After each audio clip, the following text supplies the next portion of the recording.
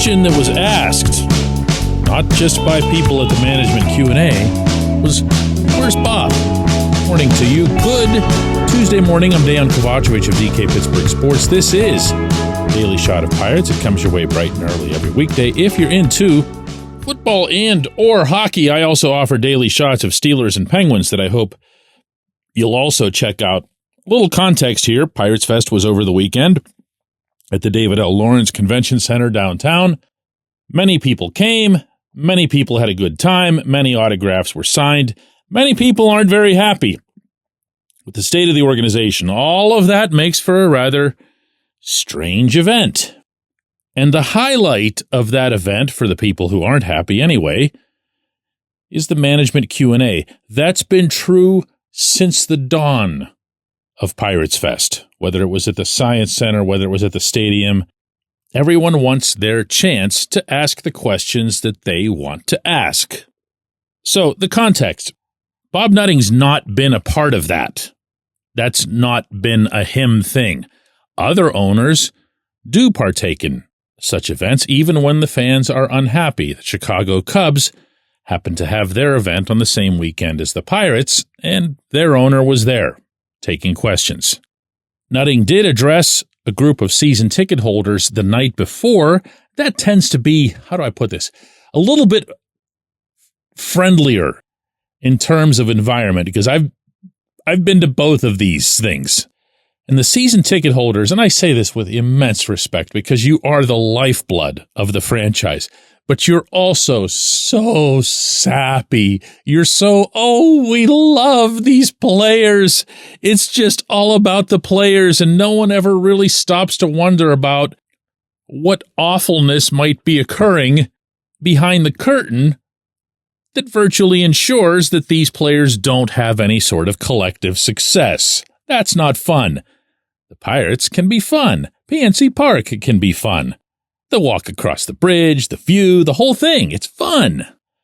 Well, the question ended up getting asked, where is Bob?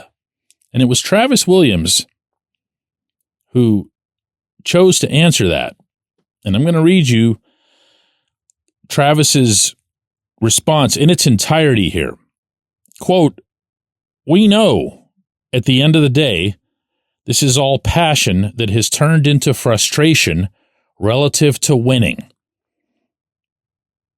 Can I stop there? I'm sorry. Can I just stop? I was going to keep going. I promise I won't do another interruption. They do this all the time. All of them do.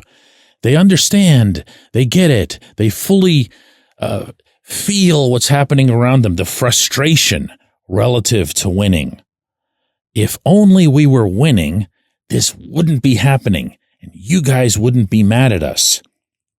And it's all treated as if it's symptomatic, as opposed to, what's causing it.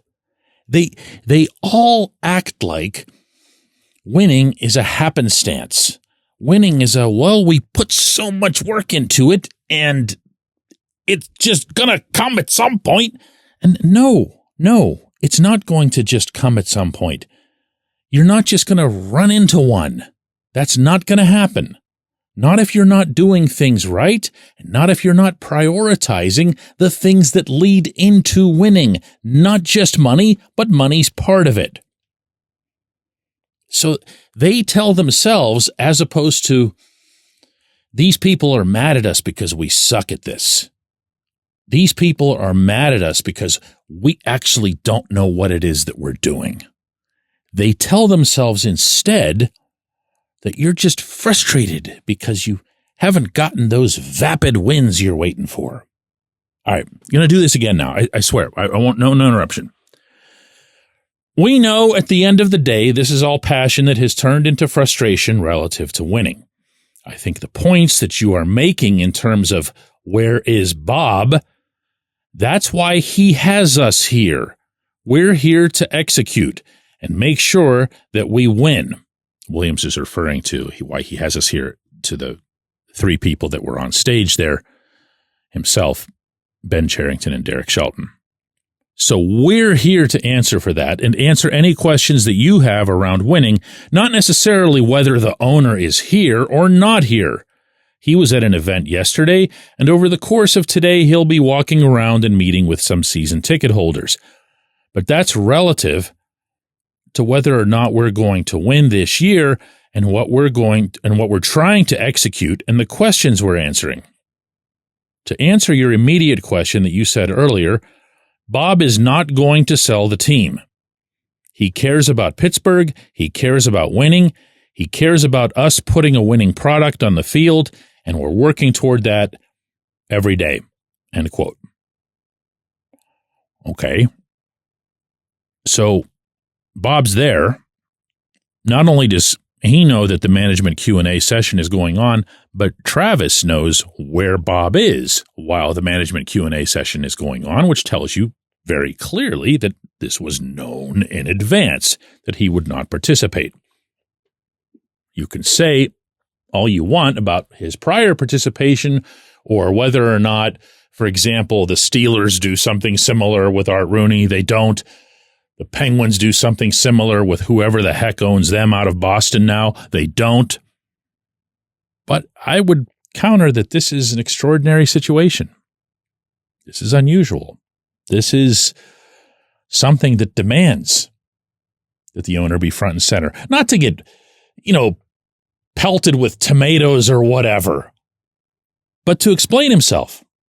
To stand there and say, hey, I'm here, okay? All I want to do is win.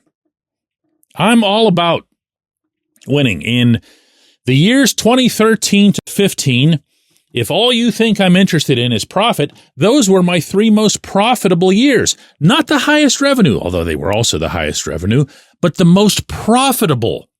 We, as a company, as a baseball club, made our greatest profits in the 3 years that we made the playoffs.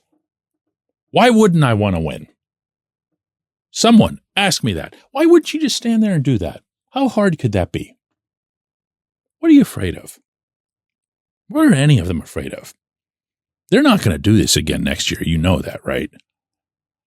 This all made them way more uncomfortable than you might know.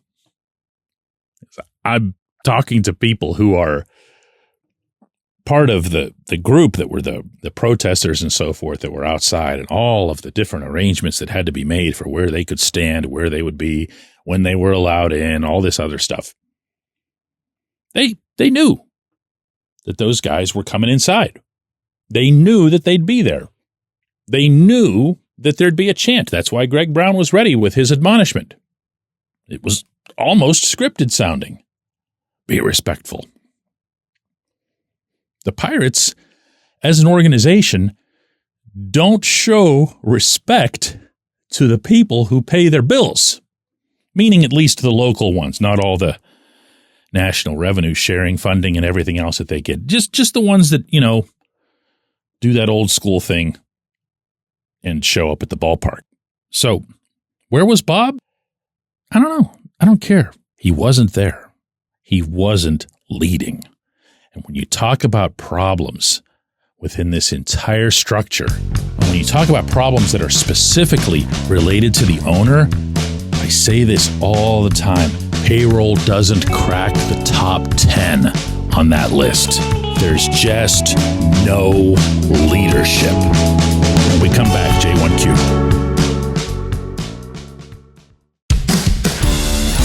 It's Gun Storage Check Week. Help prevent unwanted access to your firearms. No one wants their unsecured gun to be used in an accident, a suicide, or a crime. Use lockboxes, safes, and locks to secure your firearms. Learn more at gunstoragececk.org. That's gunstoragececk.org. Brought to you by NSSF, the Firearm Industry Trade Association.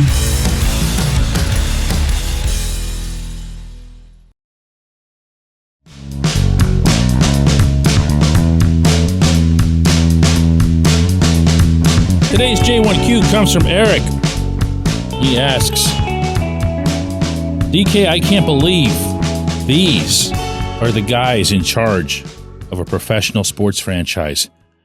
What the blank are they even doing?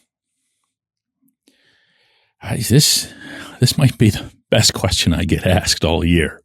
No offense to everybody else, but that's what I do or try to do on this end is I try to figure it out. I understand how it happened.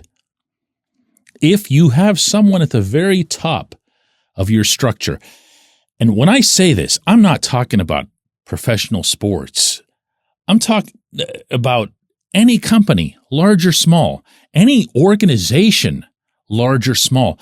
If the person at the top isn't leading, isn't doing the urging, isn't doing the accountability, isn't doing anything except engaging in endless planning sessions and other stuff that's mostly related to the business end, you have a company that A, lacks leadership, B, lacks the correct goal.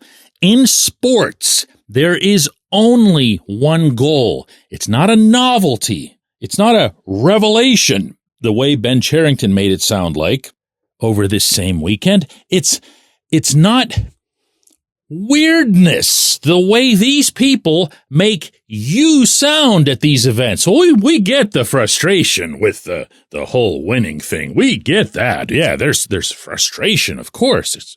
Everyone wants the same thing. No, they don't want the same thing.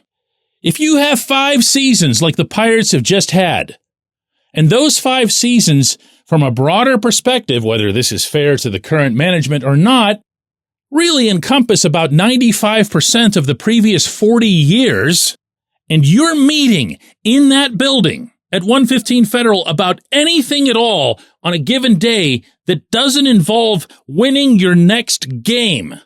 Stadium stuff, somebody said something about pirate ships came up. I don't even want to know what that is.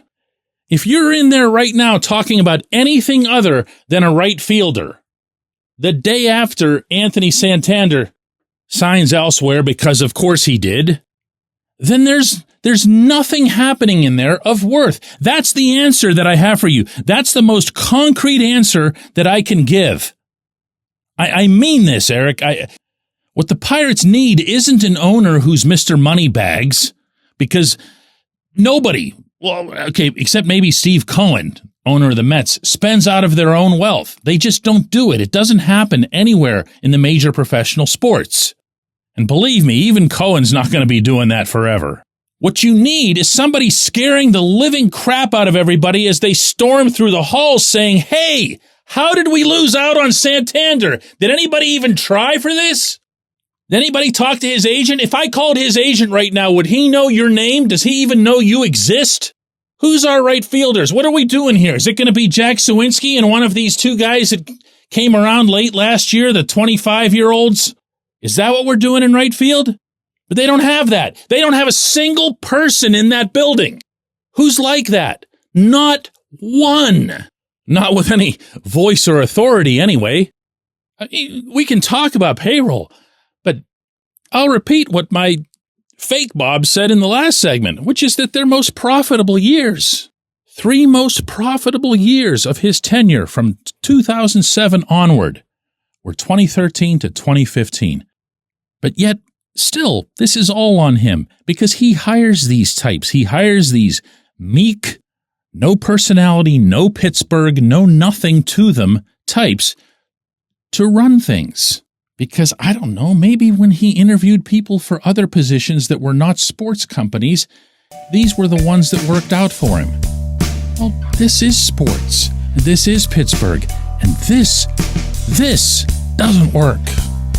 I don't know, Eric. That's my answer. I don't know. I appreciate you, though. I appreciate everybody listening to Daily Shot of Pirates. We'll be back with another one of these for some reason tomorrow.